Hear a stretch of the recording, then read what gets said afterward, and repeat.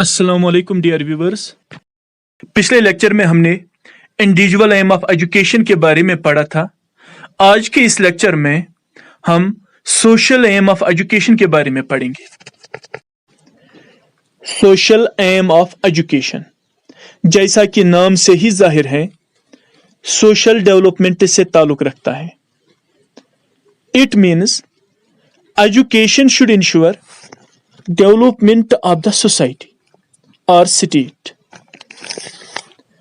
क्योंकि society individuals की बनी होती है, लिहाजा सोसाइटी या स्टेट की डेवलपमेंट के लिए हमें इंडिविजुअल्स को डेवलप करना है। अब सवाल ये उठता है कि इंडिविजुअल एम ऑफ एजुकेशन भी तो इंडिविजुअल डेवलपमेंट पर ही जोर देता है, तो फर्क क्या है? फर्क इंडिविजुअल डेवलपमेंट के तरीके में है कि इंडिविजुअल को कैसे डेवलप किया जाए।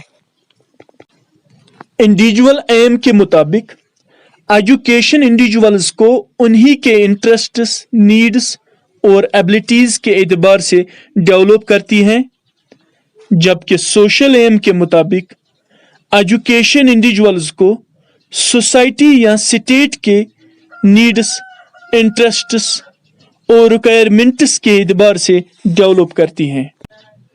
तो यहाँ सोसाइटी को ज्यादा अहमियत हासिल है, इंडिविजुअल्स को नहीं। इंडिविजुअल्स को सोशल डेवलपमेंट का सिर्फ एक टूल, एक हथियार माना जाता है। In fact, according to this aim, individual development in no case should interfere with or restrict the welfare of the society.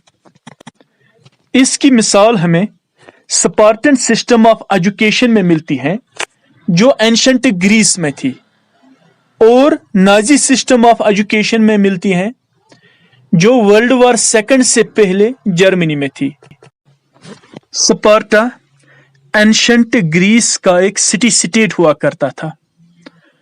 वहां का जो एजुकेशन सिस्टम था, उसका मकसद स्टेट के लिए एक स्ट्रॉन्ग आर्मी तैयार करना था।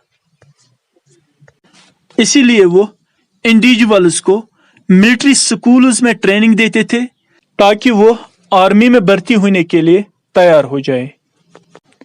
जब वहां पे कोई बच्चा पैदा होता था, तो वहां की आर्मी उसको चेक करने के लिए जाती थी। अगर वो बच्चा हेल्दी और स्ट्रांग होता, तो उसे स्टेट की तरफ से तालीम व तरबियत दी जाती थी। उसको 6-7 साल की उम्र में मिलिट्री स्कूल में दाखिल किया जाता था। और अगर वो बच्चा कमजोर होता था, आर्मी के लिए फिट नहीं होता था, तो इसे किसी पहाड़ी पर मरने के लिए छोड़ दिया जाता था, या उसे गुलामी के लिए ट्रेन किया जाता था। जिन्हें स्टेट की तरफ से तालीम व तरबियत दी जाती थी, जब वो 18 से 20 साल की उम्र तक पहुंच जाते थे, तो उन्हें एक फिटनेस टेस्ट से गुजरना पड़ता था। जो उस फिटनेस टेस्ट में कामयाब होता, उसे आर्मी में भर्ती करते। जो उस फिटनेस टेस्ट में नाकाम होता, उसे सिटीजनशिप से बेदखल करते और उसे कोई भी पॉलिटिकल राइट्स नहीं दिए जाते थे। इसी तरह से नाजी सिस्टम ऑफ एजुकेशन भी इंडिविजुअल्स को स्टेट के लिए तैयार करती थी। तो इससे वाज़िह होता है, अगर सोशल एम को इसके एक्सट्रीम फॉर्म में लिया जाए, तो वहां पे इंडिविजुअल की कोई हैसियत ही नहीं है, इंडिविजुअल का कोई वजूद ही नहीं है। इंडिविजुअल को सिर्फ स्टेट की बेहतरी के लिए डेवलप होना है।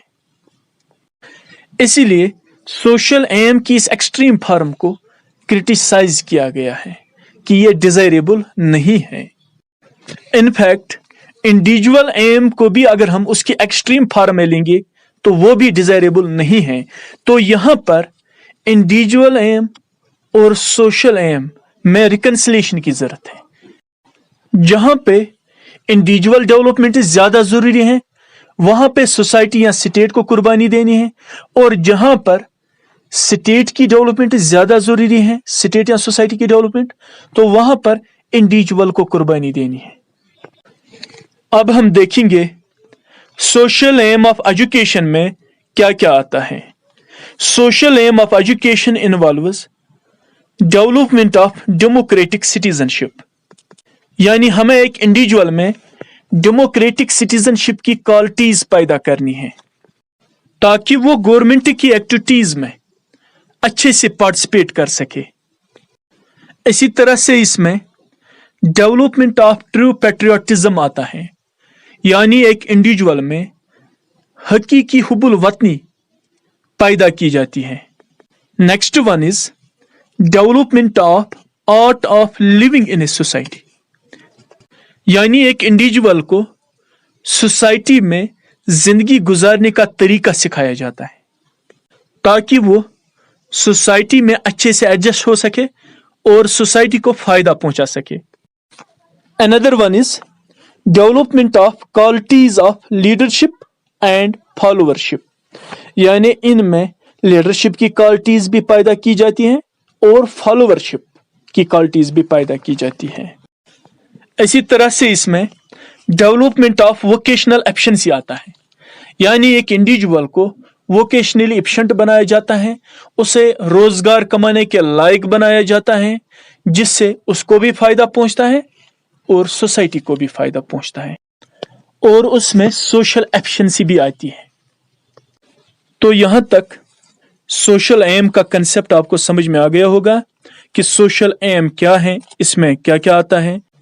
अब हम पढ़ेंगे कि सोशल एम की क्या अहमियत है, that is importance of social एम। Number 1, social nature of man.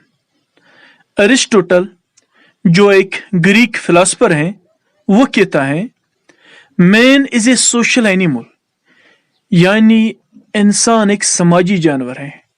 इंसान सोसाइटी के बगैर रह ही नहीं सकता। जब एक इंसान सोसाइटी के बगैर रह नहीं सकता, जी नहीं सकता, डेवलप हो ही नहीं सकता, तो उसे चाहिए वो सोसाइटी की वेलफेयर, सोसाइटी की डेवलपमेंट के लिए काम करे। Number 2, socialization of an individual. Socialization से मुराद है इंडिविजुअल को सोसाइटी के काबिल बनाना, उसे सोसाइटी के तौर तरीके सिखाना, सोसाइटी में एडजस्ट होने की सलाहियत उसमें पैदा करना, अदब व अखलाक उसमें पैदा करना। तो ये सब सोसाइटी के बगैर मुमकिन नहीं है। तो अगर एक इंडिविजुअल को सोशलाइज करना है, उसके लिए सोसाइटी जरूरी है, और जिस कदर सोसाइटी अच्छी डेवलप होगी उस कदर उसकी सोशलाइजेशन भी अच्छी होगी। Number 3, development of individual.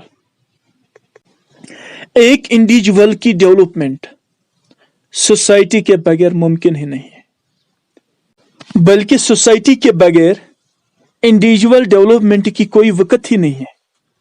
Ross एक एजुकेशनल थिंकर है, वो कहता है individuality is of no value and personality is a meaningless term apart from the social environment.